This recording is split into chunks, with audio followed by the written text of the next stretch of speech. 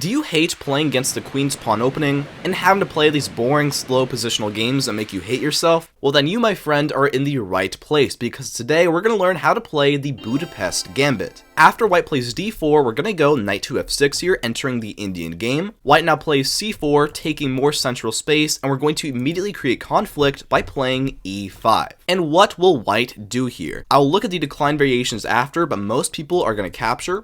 We have to move our knight. We're going to play knight to g4 to attack the pawn, and more than 50% of people here go knight f3 to defend, which is already a mistake. But why? How can we take advantage of this move? We're going to play bishop c5. Attacking the f2 pawn, they only have one way to defend it with e3, which is very awkward. Their bishop is now blocked in. And here we simply continue developing. We're going to play now knight to c6 to attack the pawn, but after something like knight c3, we don't want to rush with capturing. First, we want to actually play castles and try to get our rook to e8 and on the action as well. If they play h3 and attack us, then yes, we will capture, but now h3 is just kind of a waste of a move. Something better would likely be simply bishop e2, getting ready to castle. Here we now play rook e8, and after castles by white, we're going to play the mysterious a5. This move looks really mysterious, but the idea is you're going to lift this rook up to a6 and over to the king side to go ahead and attack white. And time has proven this ridiculous idea to work incredibly well. White has a couple options here. b3 is the most common to try and get their bishop out like this. And the most natural move is to take the pawn with this knight. We're going to take it with the c knight. That way, this is now opened up. And after bishop b2, we can start enacting the plan. Rook to a6 here.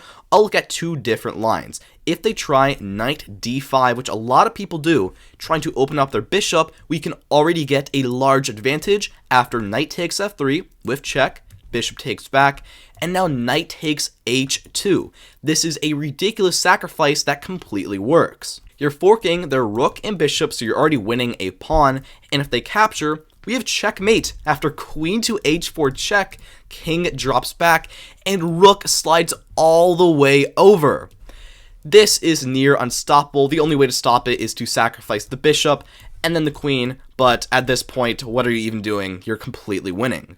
So back here, knight d5 is a pretty sorry attempt. Their best try is likely to capture on e5. We'll take back, and now knight to e4, getting this open and attacking our bishop, at which point we have to play a bit more careful. And our bishop here really is attacked. That is a big threat. We're going to have to drop it back to a7 here, which looks a little odd, but it stays on a very good diagonal. If white ever captures our knight, this is just good for us because after rook takes, we now just have an easier way to get both our rooks in the action, so this is just helping us, no reason to play that. A better move would likely be to back the knight up to g3, try to get their king safer, at which point we're not going to stop the attack. We're going to play rook h6, and I mean, if white does nothing, we're going to get our queen in, and we're going to maul them. If they ever play a move like knight to f5, attacking our rook, we can always slide it over to g6, and this is just a one move threat, and our rook is also really powerful on the open g file as well. So what actually is their best try here? The best move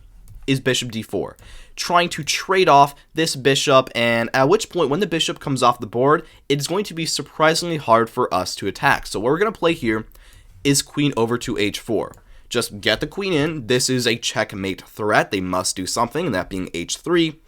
And here, you can trade, but the most fun option here is d6. Because if white actually captures, then we take on h3 of our bishop, and white has to play extremely precisely here to survive. They really cannot capture because then queen takes, and this is bad news. They are going to have to play extremely carefully to survive this, being bishop h5, and then after g6, white is in quite the disastrous pickle, we could say a rotten pickle. That is quite bad. Their best try here is to play bishop h5 first, and there's a lot of chaos going on. How you will play here is you're going to go bishop g4, defended by the knight, attacking their bishop and their queen. They cannot take, because then knight takes, you're winning. They cannot take like this, because then queen h2 and you're winning. White has to play extremely carefully here. Basically, their only move is f3. At which point, you can take on g3, pawn will take on g4, and now You can play g6 here to immediately try and attack this guy, but what's even better is b6. And obviously, this is probably not going to happen in your game, but this is an example of what could happen. Their bishop on a7 is dead. Like, the rook is going to come over. This bishop is completely dead. That's like a negative 4-point bishop. This guy over here is also dead. G6. Nobody's saving him. So you can see how fast and effectively these attacks can roll out. Alright, so back here, we know knight f3 does not work very well. Their better move is bishop f4 now, to defend like this, at which point you have two options here. The main line is bishop b4 check, which is fine, but I really don't like it. After knight d2, we can develop knight c6, and eventually queen e7, and yeah, we can win the pawn back, but after like e3, knight takes, simply bishop e2 by white, and like we don't have a bad position, but like we're not performing that well here. We're just kind of slightly worse. We don't really have that much compensation. Our position's awkward, yada yada. I don't like that. Instead, I'm going to introduce the radical sideline here, g5, which, bear with me, I know g5 looks absolutely insane. It is a good move. Now, they have to move their bishop. G3 is their best square. Also look at bishop d2 afterwards, at which point you're simply going to play bishop g7. Just attack the pawn. You're going to soon win it with knight c6, and although g5 might look kind of useless to attack the bishop with one move, by putting it on g3, it is a lot less useful than before. Let me show you how that can pan out. Let's say knight f3 now. Defend the pawn, simply knight to c6. Just keep on attacking, knight c3, and when we get the opportunity to take it, we're going to capture the pawn. Let's now say knight takes. We can take it back with our knight, and e3. White just tries to play normally, keep developing, castle, and everything normal. We're now going to go d6 here, reinforcing our knight in the center, and what we're going to do with g5 is we're just going to try and kind of keep the pawn there. If white plays h4 and tries to attack us, we can simply push up to g4, and this pawn is surprisingly well defended, potentially even h5 here. White really cannot touch this pawn, and surprisingly, our king side is very safe. We may even be able to castle in a lot of these lines. And if they instead play like bishop e2 here, we can first play bishop e6 to attack the c4 pawn, but don't go too fast. White will castle here, at which point, if you try to capture, this would be a tragic mistake because takes, and then queen a4 check. So before we can actually take the pawn, we need to castle, at which point after we castle, once again, the pawn on g5, it looks crazy, it is safe, and we may even play f5 here and take more space. Now, knight takes on c4 actually is a threat because queen a4 is no longer a fork, so the only really good way to defend it is b3, which is a pretty unpleasant thing they have to do. They either have to defend with b3, which now weakens this entire diagonal for them, or let us take the pawn. Most people defend. And here, after f5, it's such a weird and wacky position, but it is working. We're taking a ton of kingside space if white is not careful here. If they play one move too slow, f4. Their bishop is trapped and we're already winning. So they have to prevent that, likely by playing queen d2. We're going to reinforce that threat, queen to f6. Once again, f4 is threatened, and white's best way to stop it is by counterplaying f4 themselves. This is their absolute best option here, but in this position, because they have weakened the c3 diagonal, we can confidently play knight takes c4. And after a big trade happens, at the end of the day, we're up one pawn. Although our king might be slightly unsafe after queen d5, king over to h8, we should be totally fine here. There is threats potentially just everywhere for them. This is a total landmine in an awesome position. So you are pretty heavily dominating in all of those lines. Their only option other than bishop back to g3 is bishop to d2, which you do need to know one line to watch out for, because after knight takes, bishop c3, getting on this diagonal, we play knight b to c6, just defending the other knight. Most of the time, white will just play something normal here after like e3. We can go d6, defend, and just like knight f3, some normal move. And if they play like this, then we can play in basically the same way. We'll go bishop g7. Our queen can launch onto e7, which is very nice. And after something like queen b3, we can just castle. Let's say bishop e2 now. We have a lot of good options here. We can go for the more typical route with f5 and take a lot of kingside space. Engine also likes a5 here with the idea to try and push up to a4, and also potentially getting a rook to a6 and over to b6 to attack their queen. That's also a very good option for us.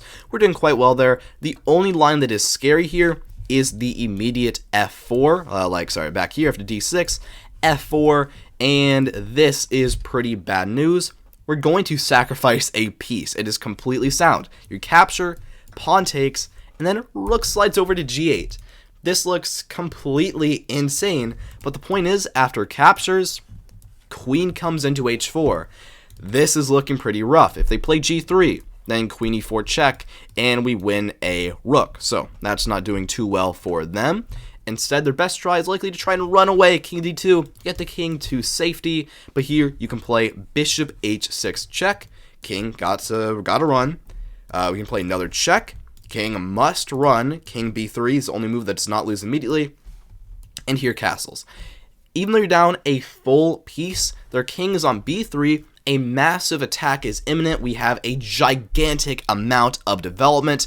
I mean, yeah, every single one of our pieces is doing something very important, while white lacks behind. This is a completely sound and awesome sacrifice. Now let's take a look at some of the declined variations. If they just play like knight c3 here, and just try to ignore what's going on here, this is good for us. We can take, queen will take back. Now knight c6 here, just attack their queen. They're going to have to back up, likely to d1. And the best move here is bishop b4. This is not like completely winning for you, but you are going to have an advantage here. If white just plays like knight f3, we can confidently trade here. They have doubled isolated c-pawns, which if you don't know is a horrible pawn structure. You are doing fantastic there. Bishop d2 is the best move to try and combat this, at which point you have a couple ways to play. The one I like is b6. You're going to get the bishop on this very strong diagonal. Let's say a3 now, attacking our bishop. We can trade. And then this is annoying, so likely knight e4, just attack their bishop. If they try to capture, then after rook g8, bishop likely backs up somewhere. Let's say, over to h6. We can now play queen f6. We're already getting a fork here, and in a lot of lines, we may even be able to go bishop b7, move our queen out, and long castle with a pretty good attack game now that we have the open g file, and the bishop also targeting them as well. And most people don't capture, they just go like queen c2, at which point you can trade, queen takes back, we're going to castle, and I'll show you what likely goes on here. This is a pretty standard line, e3, bishop b7, knight f3, d6, gaining better control over the c5 square, bishop b2, and after like rook e8, castles, we can launch our knight into e5. This is what we want.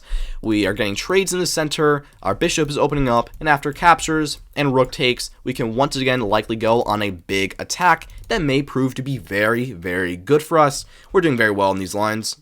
And let's take a look at another line here, which is d5, this being a little bit more common. You're going to play bishop c5 here, just developing, taking over this diagonal. Once again, you're not completely winning here, but you have a nice advantage. If white plays bishop g5, you are completely winning here with bishop takes f2 check, king takes, and now knight g4, and this is quite bad news. Their king must drop back, you take, at which point you're already up a pawn and white cannot castle. That is fantastic for you. Instead, most people just go like knight c3. You'll now play d6 here, getting your bishop opened up. Let's say e3 now. If they try e4, this is the most common move, but it's too premature because now knight g4 here. Attacking their pawn, their only way to defend is the extremely awkward knight h3. It's the equivalent of having like a broken leg. And after castles here, this development is just extremely awkward. You're doing great, nothing to complain about. e3 first is better to try and go e4 at a later point. You can now play a5 here. Fun move. Gaining control over b4, potentially a rook lift in the future as well, which could be great. Let's say now bishop d3, and also the other point is our bishop can always back up to a7 if it is ever provoked. Now, let's say we're going to castle, knight g to e2, and here you have a couple options. I really like the odd looking knight e8. Looks Really odd, but if you know the King's Indian, you know this idea. The point is, you drop the knight back temporarily to then play f5 and take the whole kingside. If white tries to play e4 here, once again, too premature. You can now play queen to h4. This is a threat. Most people just castle. And after knight f6 here, you're already borderline winning, which is not an exaggeration. The only move to not lose here is queen e1, which is, I mean, nobody's playing queen e1, I'm just going to be honest. Most people will play, like, I don't know, knight g3. And after knight g4 here, you're just completely winning. h3 to prevent the checkmate, but now knight takes, rook takes, queen takes. You're just dominating here. I don't really know what to say. You're completely winning. So instead of e4 immediately, better move just be castles, at which point you follow through with the plan, f5. Let's say now knight g3. If e4, once again, too premature, f4 ourselves, and now this is a completely dominating pawn chain. Once again, kingside attacks are going to be very powerful, especially now that they have basically no pieces on their kingside. Knight g3 is better. Into here, g6. Solidifying everybody. I know we kind of have a hill formation, but it's doing very well here. Potentially f4 in the future. Continue the attack, and you're actually doing quite well. Next, let's take a look at a complete failure of a line with f4. This move tries to hang on, but it's just not good because bishop c5, and this is not good.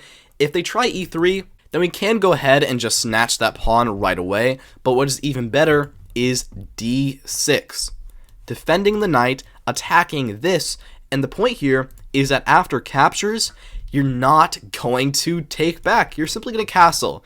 This is an idea we'll see a couple times in these f4 variations. The idea being after takes again, and now he must take. Although we're down 2 pawns here, white has no development. We're quickly going to play rook e8. This is really, really bad for them. Their best move is queen f3, also the most common. But here, we can now capture. Bishop takes, rook e8. Uh-oh, that's bad.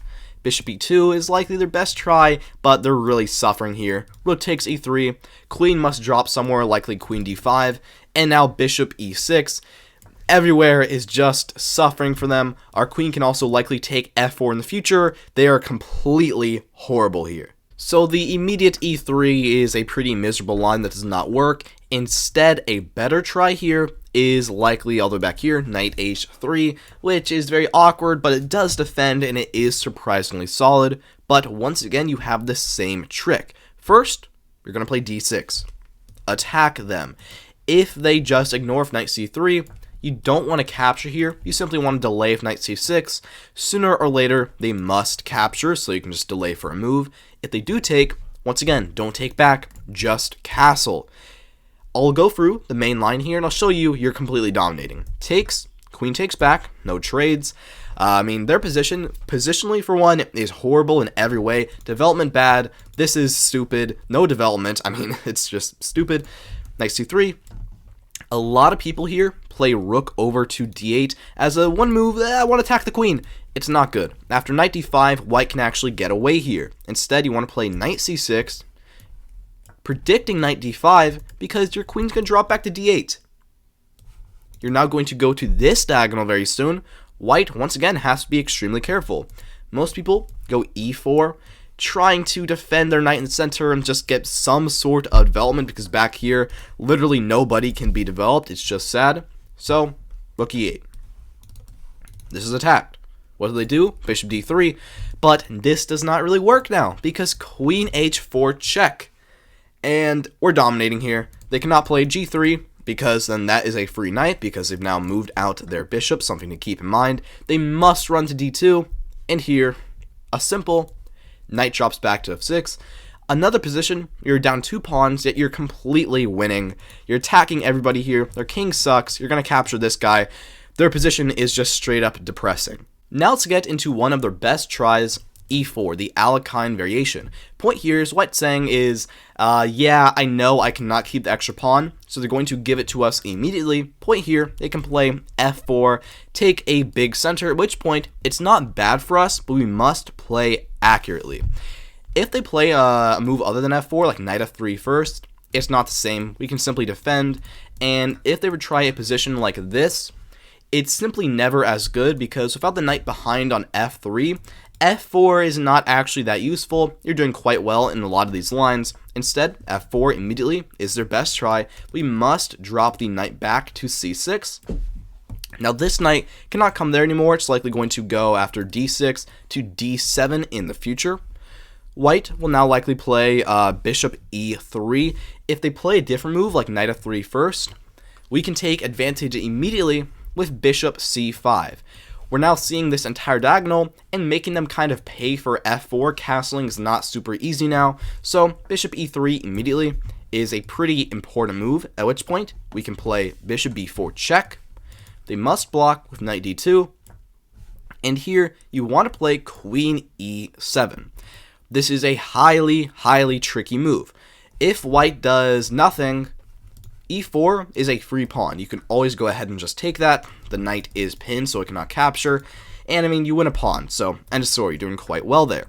Instead, bishop d3 is the main move to try and defend, at which point you have the fun knight a6.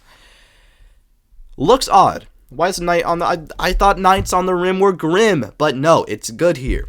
1. If they play a3 to attack our bishop, knight c5 is a very powerful move, attacking their bishop. If they take ours, we can take with check, also win the pawn on b4. We're doing great here. We're up a pawn. They cannot castle. If they try to drop the bishop back, then after the trade here, we can just take an e4 with our knight. We win a pawn. We're doing great. Their best move is likely queen c2 to try and defend, but still here, you can always trade on d2. Bishop will likely take back, and here you have a couple good options. Engine likes queen d6 to try and attack like this. A more normal move would simply be f5, push-ups, and then d6, and you can castle. You're doing well here. Great development. You have a fantastic game ahead of you. So, a3 is not a strong try. Their best move is likely to keep developing with knight to f3, at which point, knight c5 anyways, attacking their bishop, attacking the e4 pawn. They must be careful. Queen c2 is their best try, at which point you're going to trade. A lot of people take back with the knight, which is a blunder, because knight b4, and this is bad news. They're going to lose their bishop, so that does not work. Bishop takes back is the better move, at which point you're still going to play knight b4. And although this is a sacrifice temporarily, point is, after we get a big trade like so, queen drops back. Here we're actually forking the king and this pawn. So after queen drops back, they are forced to give us at least one pawn up. And here we are in an endgame. An endgame where we are up a pawn but down on development. And after rook c1, we can take another pawn on e4. King will likely run to f2, and after castles and rook takes on c7. Personally, I like this position, although it might be a more boring endgame. We are up a pawn here. We can confidently play d5, bishop e6 with a very good game ahead of us. I mean, we're up a pawn in an endgame, and I tend to think you're doing quite well here. And lastly, I have a variation that you must know what to do in. This comes after e3 by white. We're going to take on e5. And now the rare move here is knight h3. Well, I mean, it's rare, but it's still the most common move here.